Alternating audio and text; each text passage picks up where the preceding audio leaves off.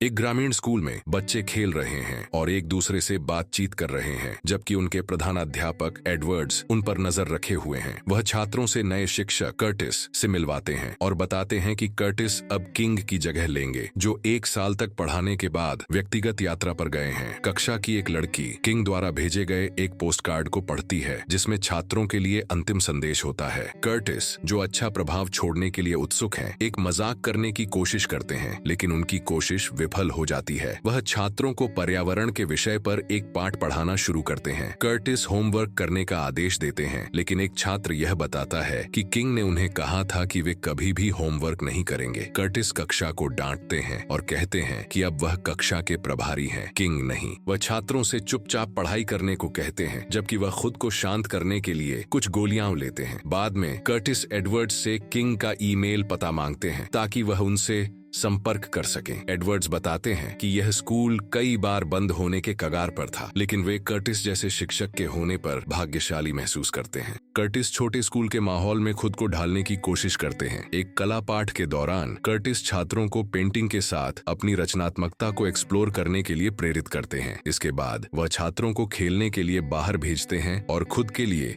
एक शांतिपूर्ण पल का आनंद लेते हैं। हालांकि उन्हें अपनी कॉफी में छोटे मेंढक के बच्चे मिलते हैं। वह सिरी, जिसने उन्हें कॉफी लाकर दी थी, को बुलाते हैं और स्थिति को समझाने की कोशिश करते हैं। सिरी यह कहती है कि किंग ने एक बार जिंदा मछली खाई थी। कर्टिस को सिरी के बारे में और भी चिंता होने लगती है, क्योंकि पिछले सप्ताह ही उसने एक सहपाठी साइमोन का चेहरा एक केक में घुसेड़ दिया था, जिसमें जलती हुई मोमबत्तियां थीं। जैसे जैसे बातचीत आगे बढ़ती है, सिरी जलवायु परिवर्तन के बारे में अपनी गहरी चिंता व्यक्त करती है, जो कर्टिस ने पढ़ने के लिए कहा था। वह आंसुओं के साथ स्वीकार करती है कि वह दुनिया के खत्म होने से बहुत डरती है। बाद में एडवर्ड्स कर्टिस की भलाई के बारे में चिंता व्यक्त करते हैं। कर्टिस स्वीकार करते हैं कि भारी काम का बोझ उन्हें थका हुआ महसूस कराता है और इसी वजह से उन्होंने छोटे स्कूल में शांतिपूर्ण और कम मांग वाला जीवन जीने की योजना बनाई थी। हालांकि एडवर्ड्स कर्टिस को यह भी बताते हैं कि सिरी ने उनके खिलाफ आरोप लगाए हैं। कर्टिस का कहना है कि उन्होंने कुछ भी अनुचित नहीं किया। एडवर्ड्स कर्टिस को आश्वस्त करते हैं कि उन्होंने माता पिता को इस मामले में शिकायत करने से रोक दिया है और इस प्रकार के मुद्दों को छोटे स्कूल समुदाय के भीतर ही हल करना बहुत जरूरी है। एडवर्ड्स बताते हैं कि सिरी ने घटनाओं का एक विस्तृत विवरण दिया है और वह यह जांचना चाहते हैं कि जो तथ्य सिरी ने बताए हैं वे सही हैं या नहीं। कर्टिस न चाहते हुए भी एडवर्ड्स को कुछ फोटो लेने की अनुमति देते हैं। बाद में कर्टिस छात्रों को परीक्षण वितरित कर रहे होते हैं। सिरी कक्षा में नहीं है और माहौल जल्दी ही अराजक हो जाता है। तभी एडवर्ड्स सिरी के साथ कक्षा में प्रवेश करते हैं। एडवर्ड्स कर्टिस को सूचित करते हैं कि सिरी द्वारा प्रस्तुत तथ्यों में बहुत अंतर है और कोई और जांच की आवश्यकता नहीं है। कक्षा के बाद कर्टिस एक छात्र के कागज पर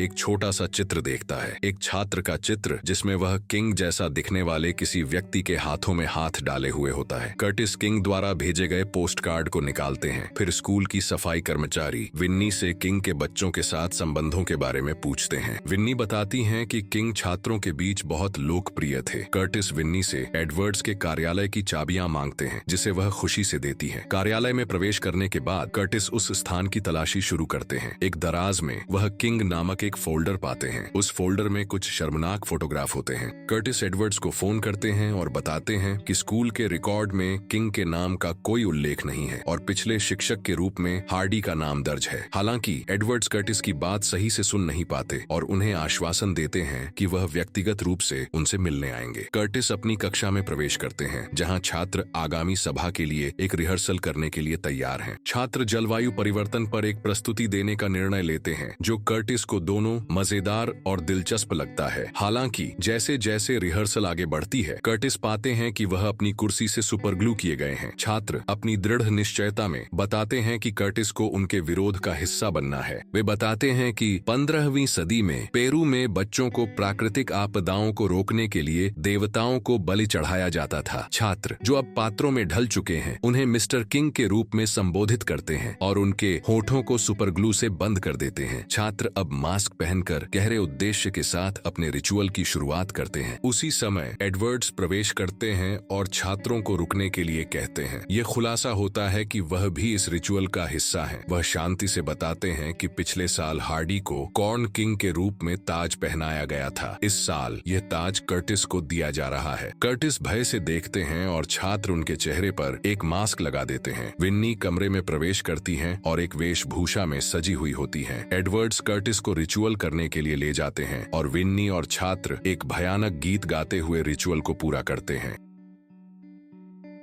चैनल को लाइक और सब्सक्राइब करना न भूलें।